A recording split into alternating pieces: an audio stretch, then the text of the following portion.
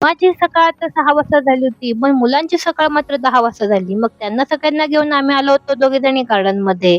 तोपर्यंत रमाताईंनीच घरातला सगळा पसारा आवरून घेतला आणि त्या लागल्या होत्या नाश्त्याच्या तयारीला. मुलं खेळून दमली, मग आम्ही सुद्धा वरती आलो. बघितलं तर काय आज घरामध्ये दडपे पोह्यांचा बेत चालू आहे. खरं तर ताई दडपे पोहे बनवतात हे पाहूनच खूप भारी वाटलं होतं. कारण 4 वर्षानंतर पुन्हा एकदा ताईंच्या हातचे पोहे खायला मिळणार होते. माझं लग्न झालं होतं त्या वर्षी रमाताईंनी दडपे पोहे बनवले होते. तेव्हापासून काही योग आलाच नव्हता. त्यामुळे आज खास त्यांनी आमच्यासाठी दडपे पोहे बनवले होते. कारण ताई खूप छान पोहे बनवतात. खूप टेस्टी झाले ते पोहे. आणि त्यानंतर आम्ही बाल्कनीमध्ये गप्पा मारत बसलो होतो. तर सहज पाहिलं होतं त्यांच्या कुंडीमध्ये आंब्याचं झाड उगवलं होतं. ते याचे आंबे खायला कधी मिळतील काय माहिती. पण आता सध्यासाठी तरी आम्ही रमाताईंचा आणि देवांचा निरोप घेऊन चाललो होतो बाहेर. आता आम्ही कुठे चाललो तर विद्याताईंच्या घरी. कारण रमाताईंचं घर आणि विद्याताईंचं घर जवळ-जवळच आहे आणि मी गावाला जायच्या आधी कधीतरी यांच्याकडे आले होते. आता मला आठवत सुद्धा नाही. पण तेव्हापासून मी आत्ता आले. त्यामुळे आम्ही आलो, की आम्हाला दोघींच्याही घरी जावं लागतं. मग त्यानंतर आम्ही सागरभाऊच्या गाडीवरती बसून मस्त रस्त्यावरचा व्ह्यू बघत पोहोचलो विद्याताईंच्या घरी.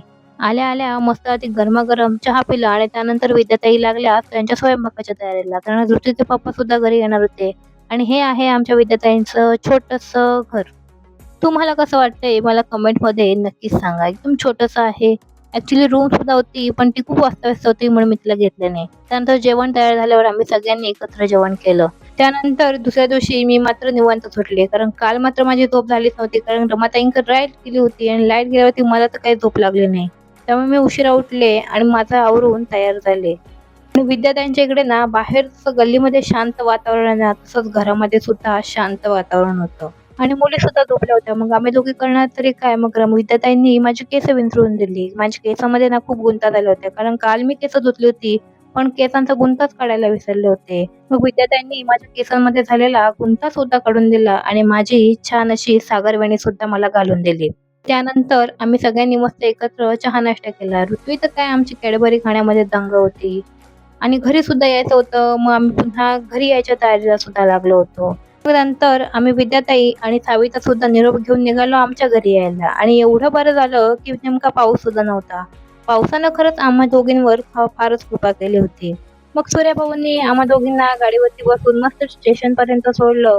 त्यानंतर आम्ही ट्रेन पकडून ट्रेनमध्ये बसलो. आम्ही त्या ट्रेनमध्ये बसलो ना ती फास्ट ट्रेन होती. मग काय आम्हाला दुसरी ट्रेन घेण्यासाठी कल्याणला उतरावं लागलं आणि कल्याणमध्ये उतरून आम्ही दुसरी ट्रेन पकडली.